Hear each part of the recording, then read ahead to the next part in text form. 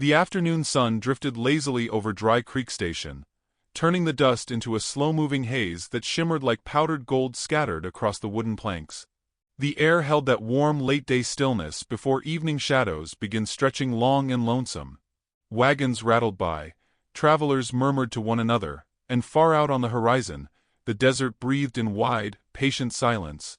Amid all this movement and drifting heat sat Evelyn Hart, a woman who had learned to fold herself into stillness so quietly that most eyes never noticed she was there at all. Her white hair, long and carefully brushed that morning, glowed faintly under the angled sun.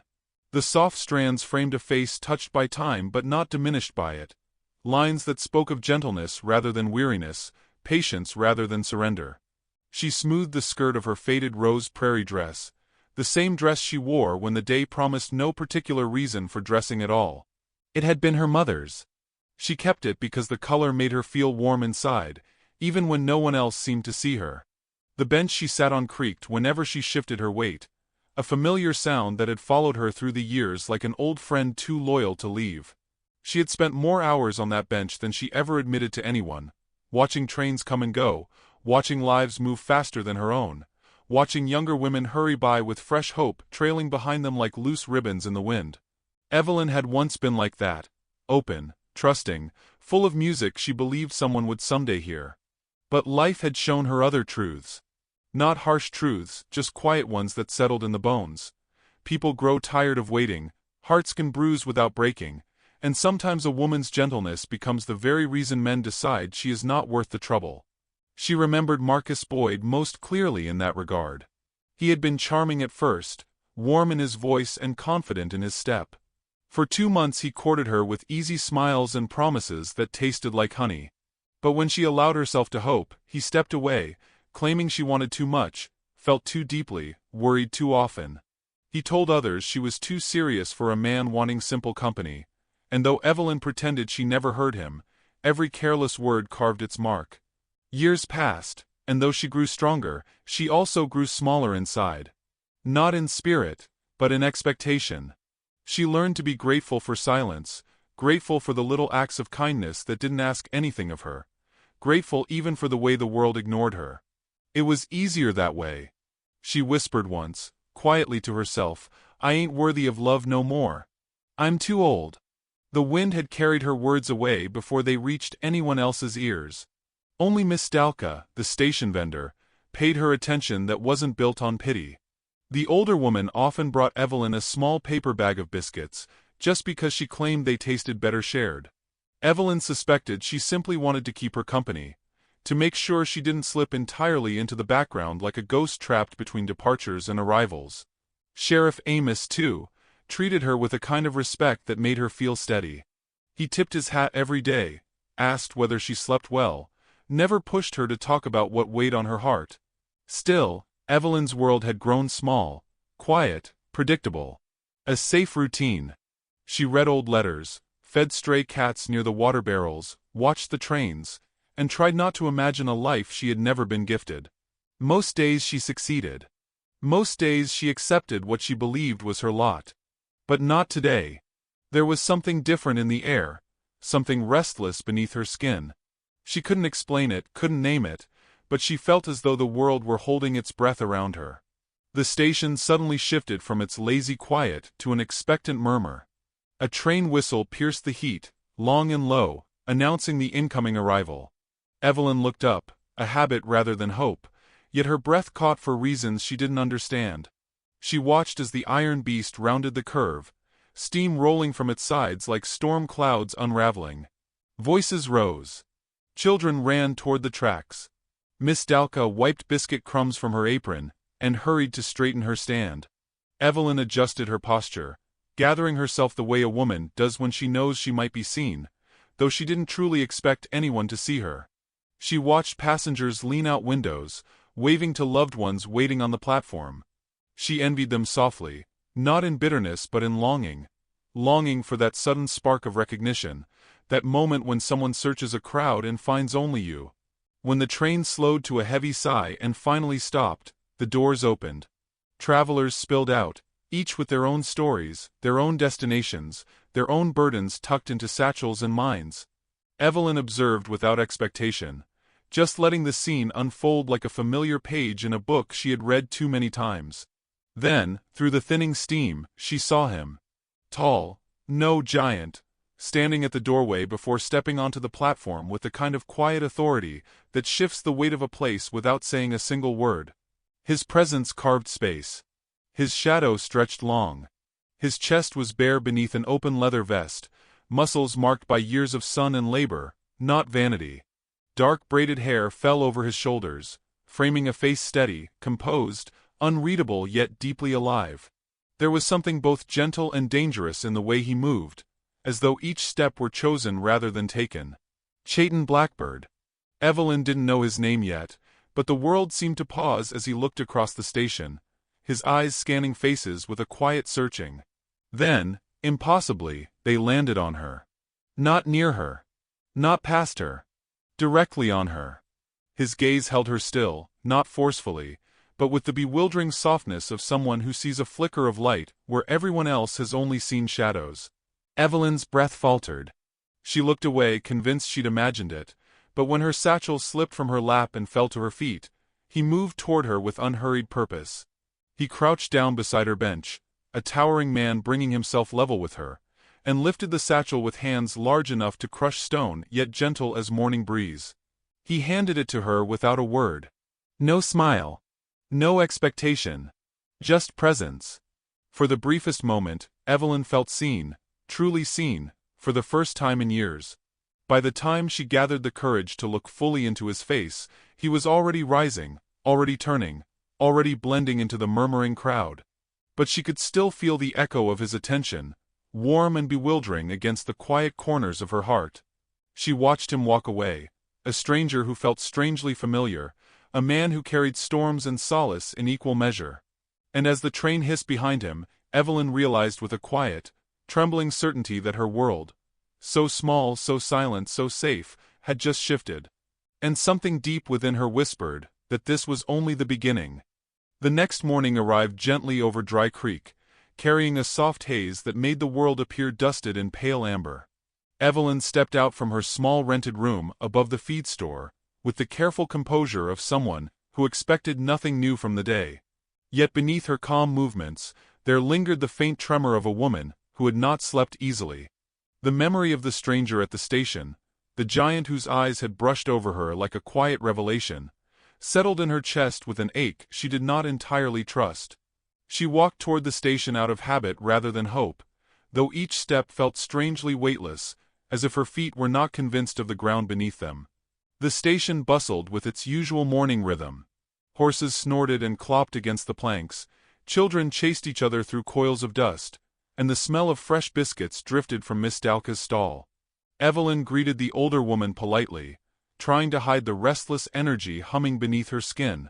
Miss Dalka raised an eyebrow, noticing something different in her face, something loosened, but she said nothing. She simply handed Evelyn a warm biscuit, and returned to arranging jars of dried fruit with the quiet precision of someone who noticed everything and commented on nothing unless absolutely necessary. Evelyn took her place on the familiar bench, smoothing her dress as always, but she felt the weight of her own gesture in a new way. Her fingers trembled slightly, though she willed them still. She watched the horizon, pretending she wasn't searching for anyone in particular. She told herself she wasn't foolish enough to expect the stranger from yesterday to appear again. People passed through Dry Creek every day, each carrying their own stories, their own destinations. Why would someone like him linger in a place so small it barely made the railroad maps? A gentle wind stirred the dust, and Evelyn focused on the drifting grains, letting them anchor her attention. She tried to quiet her mind, but the memory of his gaze pressed stubbornly against the surface of her thoughts. She wondered if she imagined the softness in his eyes, the stillness in his expression, when he returned her satchel. Men did not usually look at her like that. Men did not usually look at her at all. Her pulse fluttered uncomfortably, and she tried to dismiss the feeling as simply the echo of a lonely woman's dream. The sound of heavy footsteps approaching broke her concentration. They weren't rushed, nor hesitant. They carried a measured, grounded rhythm that felt too deliberate to be accidental. Evelyn froze, afraid to look up and equally afraid not to. When she finally lifted her gaze, she saw him, tall, broad, unmistakable, walking through the morning dust as though he had stepped directly out of her memory. Chayton Blackbird moved with a calm confidence that made the bustling station seem smaller around him, as if the world instinctively yielded space to his presence. He did not search for her this time. His eyes found her immediately, as if they had known exactly where she would be. Evelyn's breath faltered again. She straightened without thinking, though she felt a ridiculous swell of shyness tighten her throat. She could not recall the last time her body reacted to another person without her permission. Her mind cautioned her to remain guarded, but something deeper urged her not to turn away. Chayton stopped a few steps from her bench. He carried no luggage, no indication of where he had come from or where he might be going. Only a small leather pouch hung from his belt, and the morning sunlight glinted against the beads woven into his hair. For a moment he merely watched her, not with scrutiny, but with a quiet curiosity that felt disarming. Evelyn waited for him to speak, though she didn't know why she expected him to. When he finally did, his voice was low and steady, carrying the cadence of someone who rarely wasted words.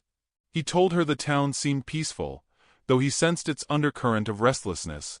Evelyn nodded, unsure what response he expected. She felt the heat rise in her cheeks when she realized he was simply trying to share the morning with her, not forcing a conversation but offering presence. She managed to say the days here moved slow, especially for those without much to do but wait for the trains.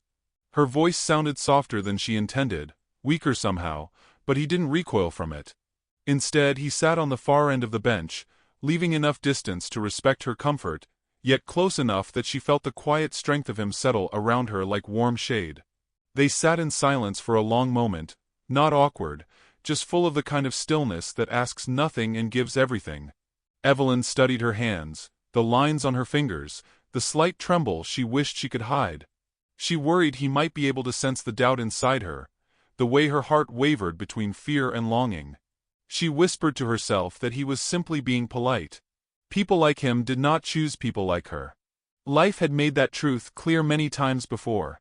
Chayton glanced toward the tracks, watching the horizon the way a man watches the path he once walked long and hard. Evelyn sensed a heaviness in him, a grief tucked behind his calm that mirrored the quiet weight she carried in her own heart. She wanted to ask about it, wanted to understand what shadows had shaped him, but she held her tongue. She had learned long ago that people would speak when they wanted to, not when pressed.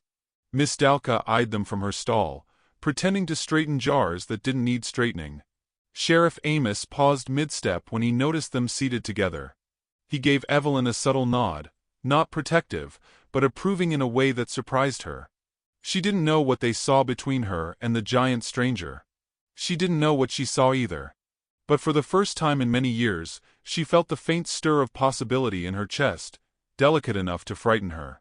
Chayton finally turned toward her again, studying her with an expression she couldn't decipher. He told her he would stay in Dry Creek for a while, maybe longer, depending on what the land offered him. The words settled over her like a slow sunrise spreading across dark hills. She tried to form a polite reply, but her voice faltered. Instead she asked, almost without meaning to, what had brought him here at all. He did not answer immediately. His gaze drifted past her, toward something beyond the edges of town, and his jaw tightened with a quiet memory. When he spoke at last, the softness in his tone held an echo of sorrow. He said he had been traveling a long time, wandering through places that could not hold him. Then, with a slight shift in his eyes, he added that sometimes a man stops when something tells him he's reached the place he needs to be. Evelyn felt the words resonate deep within her, frightening in their simplicity. She told herself he did not mean her. He couldn't. She was too old, too worn, too invisible. But her heart refused to accept the safety of doubt this time. Something in his gaze unsettled the walls she had built so carefully. Something in his presence stirred a fragile courage she thought she had long ago buried. The morning breeze shifted, brushing loose strands of her white hair across her cheek. Without thinking, Chayton raised a hand, slow and gentle, pausing long enough for her to pull away if she wished. When she didn't, he tucked the errant strand behind her ear with a tenderness that unraveled her breath. His fingers never touched her skin, yet she felt the warmth of him all the same. And in that moment, Evelyn realized the conflict she had carried for years. Her belief that she was unworthy of love had just met its first true challenger. She didn't know it yet, but this man, this giant who moved like a mountain and spoke like a distant storm, had already begun rewriting the truth she lived by. And the look in his eyes as he lowered his hand suggested he had every intention of continuing. Chayton remained in Dry Creek longer than anyone expected, though no one questioned him openly. He carried himself with the quiet self-possession of a man who didn't need to explain his choices. Days folded into one another in a slow, seamless rhythm, and Evelyn found herself noticing him more often than she wished to admit. He helped Miss Dalka lift heavy crates, repaired a loose board on the water trough, and split wood behind the sheriff's office without being asked. Wherever he moved, people observed him with cautious curiosity, yet no one approached him the way he approached Evelyn, gently, steadily, without hesitation. Evelyn tried to maintain distance, though she felt something shifting inside her with each passing morning. She reminded herself she was 50, a woman whose years had taught her not to interpret kindness as affection. Still, every time Chayton sat near her at the station, every time he regarded her with that quiet attention that seemed both searching and familiar, she felt the boundaries of her solitude begin to soften. She didn't know how to respond to being seen so clearly. She didn't know how to keep her heart from stirring. One afternoon, the air thick with the scent of sun-warmed wood and distant sage, Evelyn found herself walking toward the cottonwood tree beyond the platform. Its shade had always offered a small refuge from the heat, though today she felt drawn there for reasons she didn't understand. When she reached the tree, she discovered Chayton seated with his back against the trunk, eyes closed, as though listening to the earth breathe. She hesitated, unsure whether to interrupt, but he heard her footsteps and opened his eyes with a faint, welcoming nod. She sat a short distance away, smoothing her skirt to mask her unease. For several minutes they shared the silence, a silence that felt strangely full instead of empty. Chayton eventually spoke, telling her he liked the sound of the cottonwood leaves, how they whispered even when the wind barely touched them.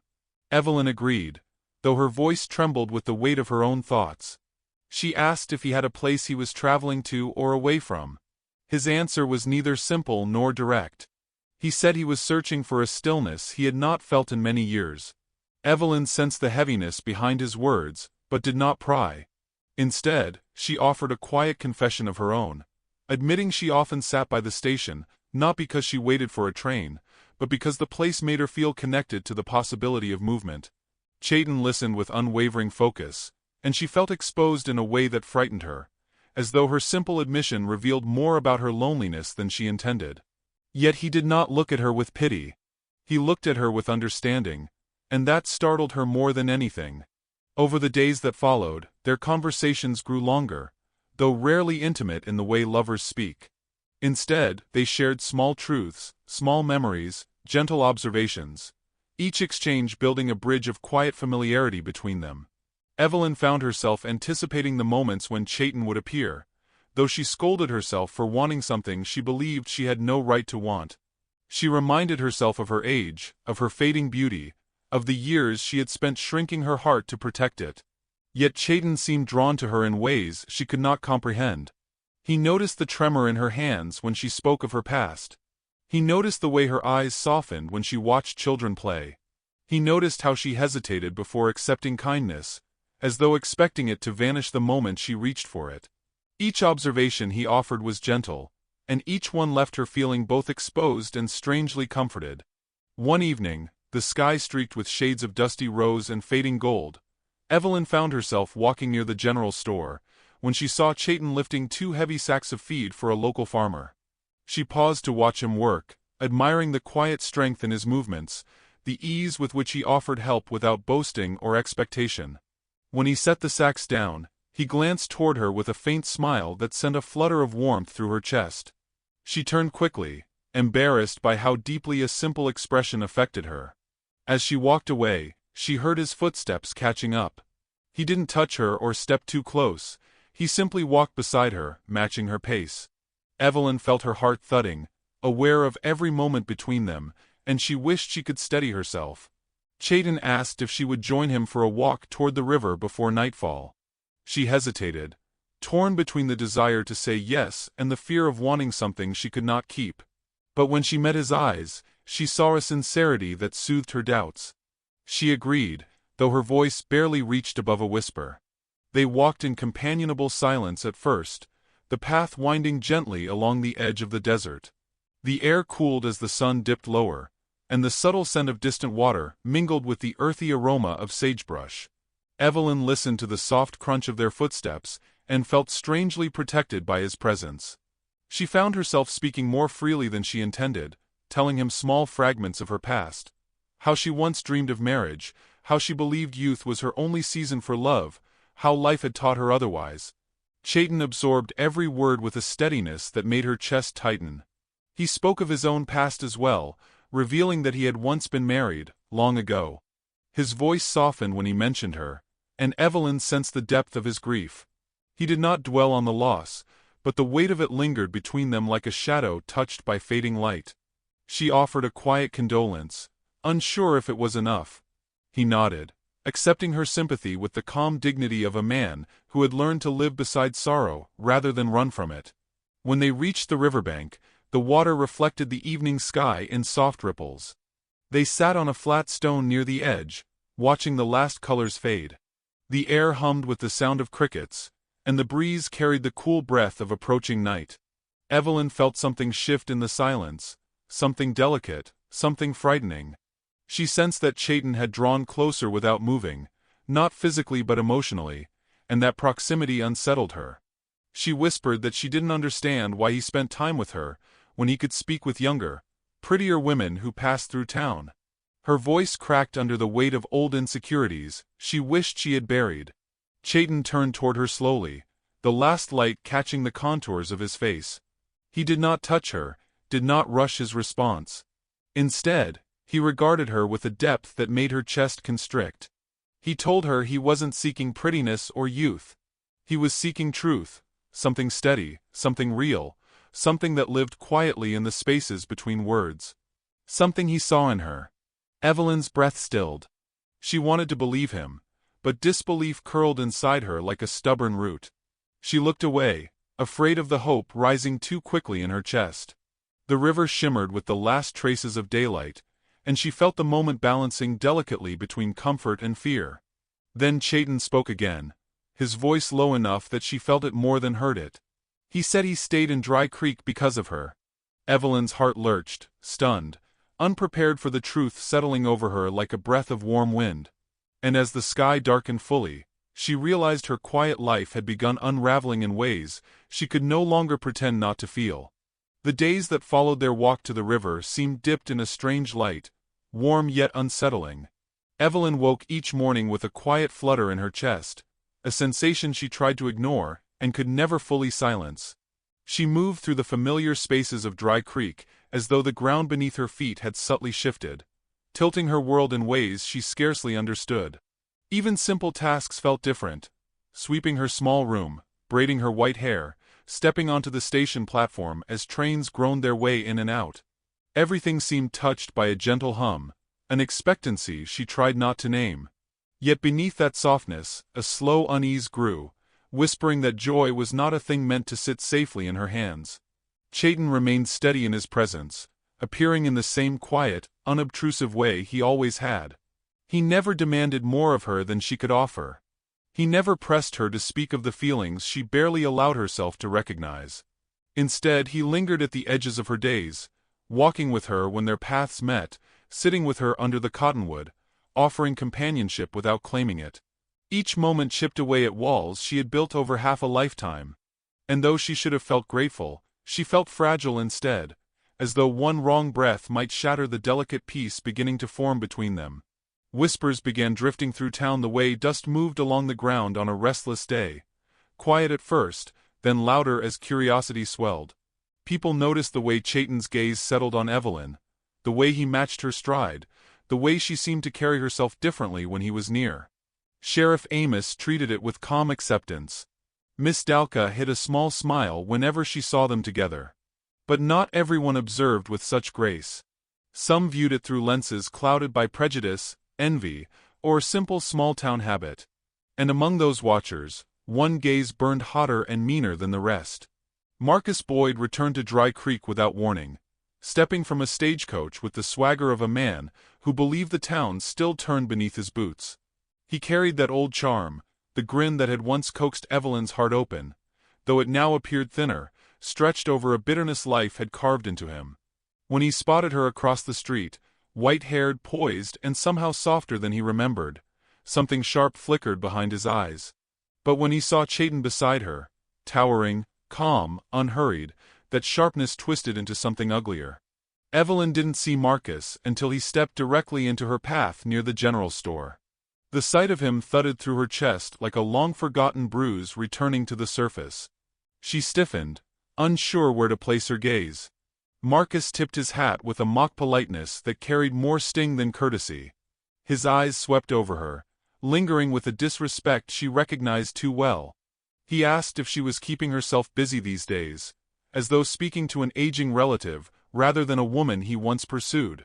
She tried to answer lightly, but her voice caught. Marcus leaned close, lowering his tone just enough that only she could hear him. He said it surprised him to see her walking around with someone like that Apache fellow. His voice dripped with condescension, disguised poorly as concern. He implied she must be desperate for company to settle for a man who didn't belong among their people. The words struck her like cold water, awakening insecurities she had fought hard to bury. Heat crept into her cheeks, not the warmth of affection but the sting of humiliation.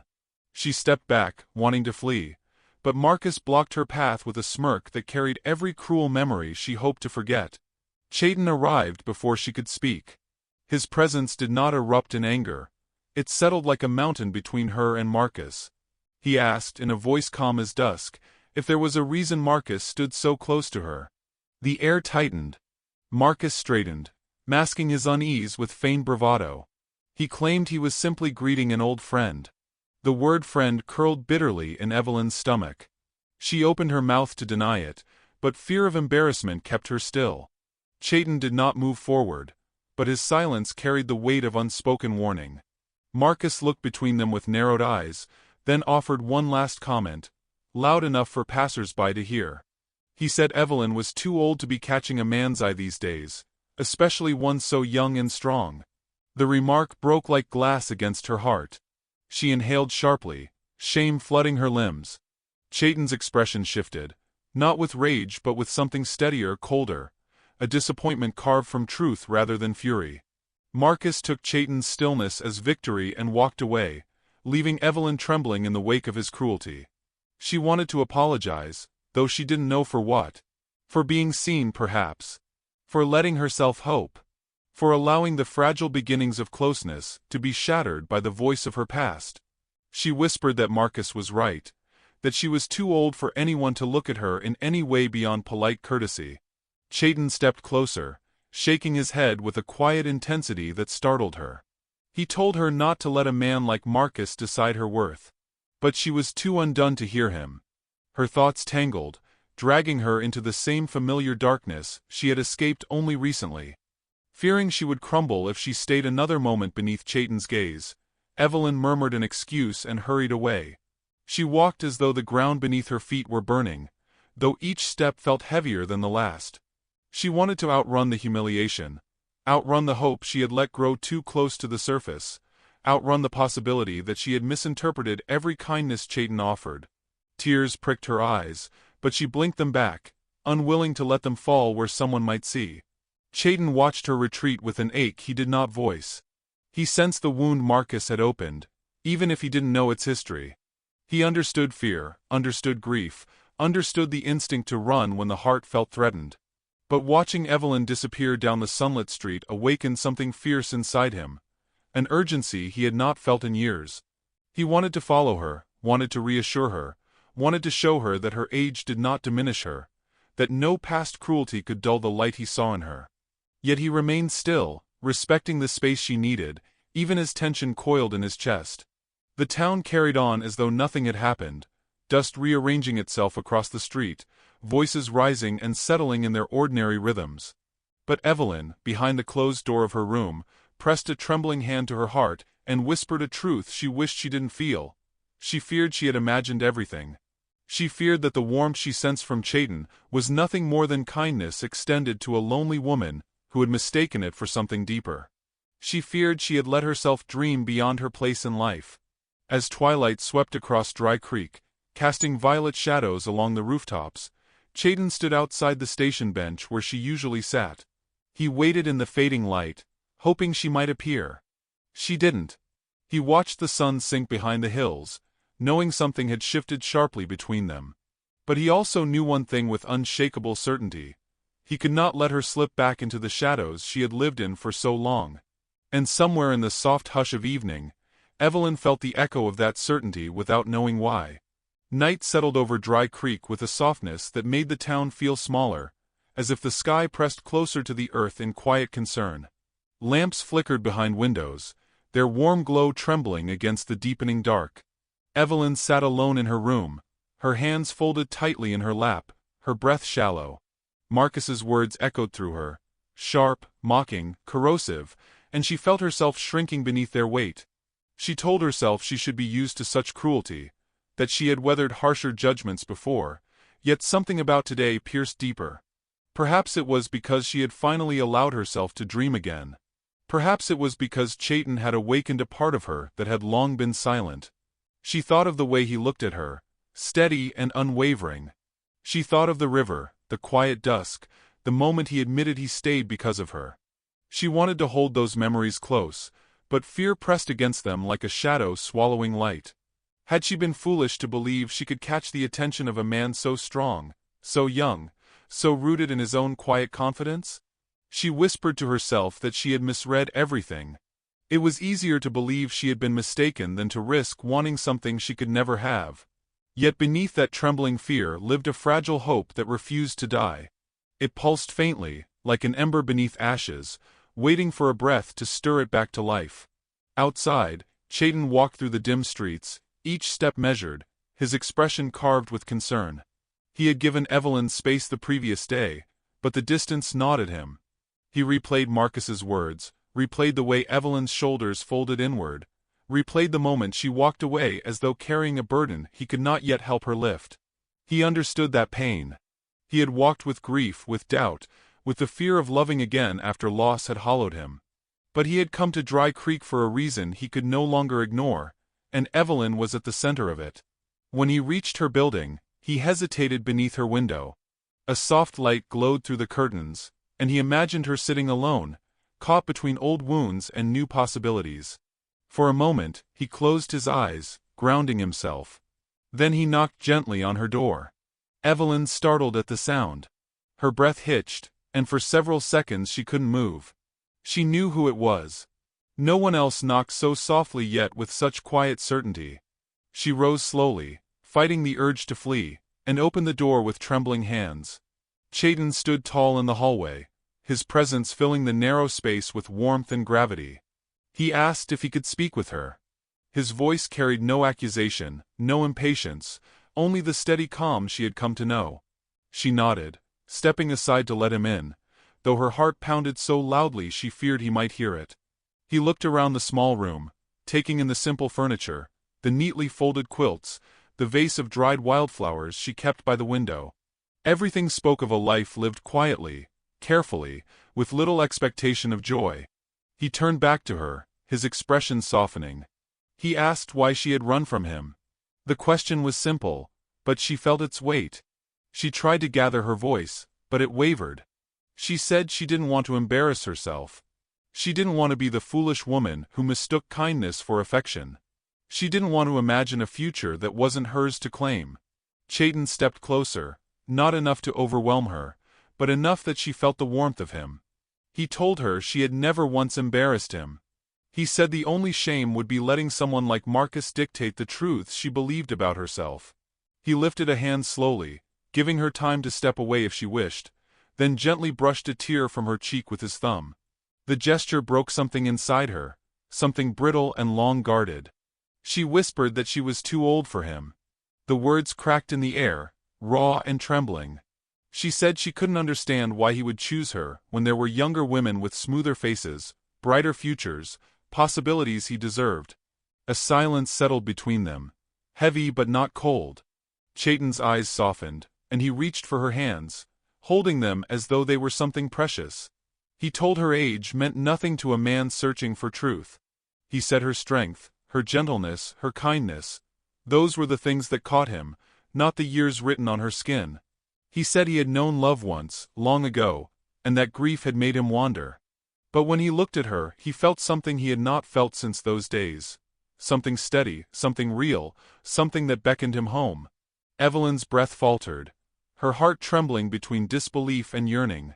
She wanted to trust him, wanted to lean into the warmth he offered, but decades of doubt pulled her back like a tether.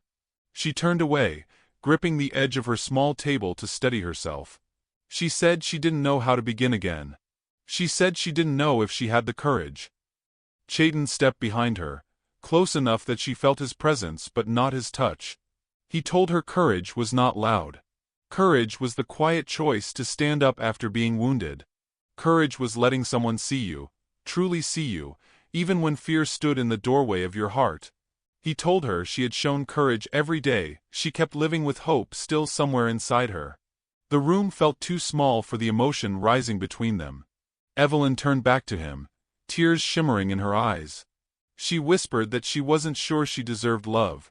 He shook his head, stepped forward, and lifted her face gently in his hands. His voice deepened with conviction as he told her she deserved more love than she had ever been given. Then, with a softness that rippled through her entire being, he said the words she never thought she would hear. He wanted her, not out of pity, not out of need, but out of choice, his choice. Her breath shuddered, her body trembling with the weight of his confession. She lifted a hand to his chest, touching the warmth of him, grounding herself in the truth he offered. And when he saw the flicker of acceptance in her eyes, he leaned down and pressed his forehead to hers, a gesture both intimate and reverent. He whispered that he would walk beside her if she would let him, that he would build a life with her if she wanted it, that he would choose her every day, without hesitation, without regret. His voice carried the sincerity of a vow. Evelyn closed her eyes, letting the closeness steady her. She felt the years of loneliness unravel, thread by fragile thread. The ache eased, replaced by something tender and terrifying, hope blooming in full, bright color. With a trembling breath, she whispered yes. Chayton gathered her into his arms, holding her not with urgency, but with the care of a man who had found something rare and cherished. For the first time in her life, she felt entirely safe, entirely wanted. Outside, the desert wind brushed against the window, carrying the promise of a new beginning. And just as Evelyn lifted her face to his, ready to step into that new life, a distant train whistle cut through the night, sharp, sudden, and full of omen, as if the world itself was shifting again, preparing to test the love that had only just begun to bloom.